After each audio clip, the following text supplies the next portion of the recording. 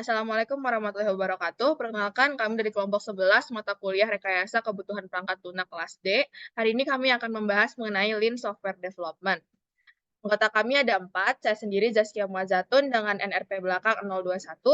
Saya Divanisha Putri dengan NRP terakhir 020. Saya Liza Putri Amelani dengan RP nomor terakhir 213. Saya Rena Kunita Bedausa dengan nomor RP terakhir 16. Jadi Lean Software Development ini adalah suatu proses engineering yang digunakan untuk mengembangkan dan menghasilkan suatu software yang berkualitas tinggi dan terjamin kehandalannya sehingga tidak terjadi kegagalan dalam penggunaan software tersebut. Lean ini dapat mereduksi waktu pengembangan software karena waktu pengembangan software dapat direduksi dengan cara mengurangi error pengerjaan software dengan menggunakan 7 konsep prinsip Lean, yaitu eliminate waste, amplifying learning, decide as late as possible, deliver as fast as possible, empower the team, build integrity, dan see the whole. Kemudian kita akan menjelaskan secara lebih rinci mengenai 7 prinsip Lean ini. Adapun 7 prinsip dari Lean Software Development yaitu yang pertama adalah eliminate waste atau mengurangi limbah. Nah, dalam software development, waste atau limbah adalah sesuatu yang tidak mempengaruhi kualitas coding, mengurangi waktu dan usaha dalam menghasilkan coding, atau sesuatu yang tidak memberikan nilai bisnis kepada customer. Yang kedua adalah amplify learning atau memperkuat pembelajaran. Untuk para programmer, mengembangkan sebuah sistem yang memberikan nilai bisnis, mereka harus belajar banyak hal. Di antaranya berupa teknikal seperti kelebihan dan kekurangan pada beberapa pendekatan yang akan dilakukan pada remote communication dalam net. Contohnya adalah remoting atau web service. Lalu yang ketiga adalah decide as late as possible atau menentukan selambat mungkin. Gagasan itu artinya adalah menunggu sampai apa yang disebut dengan istilah the last responsible moment untuk membuat sebuah keputusan. Di mana jika nanti tim tidak membuat keputusan, keputusan akan dibuat sendiri untuk mereka. Manfaatnya adalah untuk menghindari atau menunda biaya perubahan yang tidak jelas. Lalu yang keempat, ada deliver as fast as possible atau menyampaikan secepat mungkin. Semakin cepat produk akhir disampaikan tanpa cacat utama, umpan balik akan cepat dapat diterima dan dimasukkan ke dalam iterasi berikutnya. Kecepatan menjamin pemenuhan kebutuhan pelanggan sekarang dan bukan apa yang mereka diperlukan kemarin. Lalu yang kelima adalah empower the team atau memberdayakan tim. Menguatkan tim atau kualitas sebuah tim perangkat lunak faktor manusia merupakan unsur yang paling penting dalam keberhasilan dalam menghasilkan sebuah software. Lalu yang keenam adalah build integrity atau membangun integritas.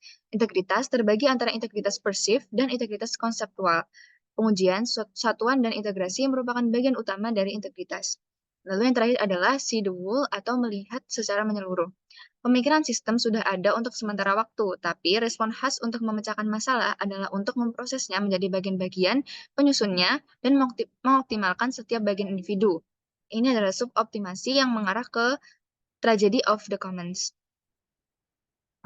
Selanjutnya yaitu kelebihan dan kekurangan. Pertama adalah kelebihan. Yang pertama itu adalah mengutamakan efisiensi dan efektivitas sehingga Lean Software Development ini cenderung menghemat biaya. Kemudian yang kedua itu ada mengoptimalkan workflow, kemudian ada mengoptimalkan kerjasama tim, peka terhadap perubahan kebutuhan, dan yang terakhir itu adalah mendukung pengiriman produk lebih cepat. Sedangkan untuk kekurangannya, yang pertama itu adalah terlalu mengandalkan tim sehingga terkadang menjadi tidak efektif dan efisien. Kemudian yang kedua itu adalah kurangnya prediktabilitas, dan yang ketiga itu adalah tidak cocok untuk proyek atau produk jangka panjang. Nah, dari kelebihan dan kekurangan itu dapat disimpulkan bahwa Lean Development Software ini lebih cocok pada proyek dengan inovasi yang tinggi, dengan spesifikasi yang rentan berubah, mengikuti selera pasar. Selain itu, Lean Software ini juga lebih cocok pada proyek berskala kecil ke menengah dengan sumber daya yang terbatas. Selanjutnya ada tantangan dari LSD. Yang pertama itu adalah hilangnya metrik. Kesalahan umum dari Lean ini adalah salah mengukur atau sama sekali tidak mengukur software metrik. Padahal metrik ini sangat bermanfaat untuk mengukur kualitas dari software itu sendiri. Kemudian yang kedua itu adalah dibutuhkan pelatihan tim. Jadi tim dan anggota tim itu harus dilatih agar dapat saling melengkapi pekerjaan satu sama lain dan mampu beradaptasi dengan lingkungan yang terus berubah. Yang ketiga ada suboptimalisasi. Nah, hal ini tuh terjadi ketika sebuah masalah dipecah menjadi bagian yang diselesaikan secara terpisah tanpa mempertimbangkan efek yang dimiliki satu bagian terhadap bagian yang lain atau untuk keseluruhan sistem. Yang terakhir itu adalah tidak ada batasan. Jadi, spesifikasi kebutuhan software ini berkembang dalam Lean ketika pelanggan memberikan feedback. Nah, hal tersebut itu menciptakan kompleksitas dan menyebabkan sulitnya merilis sebuah software yang baru.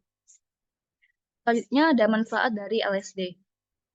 Baik, selanjutnya ada manfaat dari LSD, yaitu yang pertama ada continuous improvement. Alur LSD itu menggabungkan komunikasi yang konstan dengan pelanggan dan umpan balik yang stabil, karena hal ini memungkinkan perbaikan berkelanjutan atau kaizen di seluruh bagian operasi. Kemudian yang kedua ada efisiensi. Permintaan akan perangkat lunak meningkat sangat pesat dan perusahaan tidak dapat menyediakan aplikasi dengan cukup cepat. Pendekatan LEAN menghilangkan pemborosan dan menghadirkan perangkat lunak dengan cepat, menjadikan organisasi pengembangan lebih efisien dan memangkas biaya. Kemudian yang ketiga ada quality. Efisiensi LEAN, perbaikan berkelanjutan, fleksibilitas dan kolaborasi menghasilkan peningkatan kualitas produk secara keseluruhan dan peningkatan kepuasan pelanggan. Serta yang terakhir ada flexibility, yaitu metodologi LEAN menggabungkan fleksibilitas, namun tetap memprioritaskan kecepatan dalam siklus hidup pengembangan perangkat lunak. Hal ini memberikan ruang untuk perubahan dan memungkinkan pengembangan pengubah produk berdasarkan umpan balik yang berkelanjutan. Kemudian di sini ada daftar pustaka dari kelompok 11. Sekian dari kami, kelompok 11 RKPL. Bila ada salah kata, kami mohon maaf. Lebih kurangnya, terima kasih.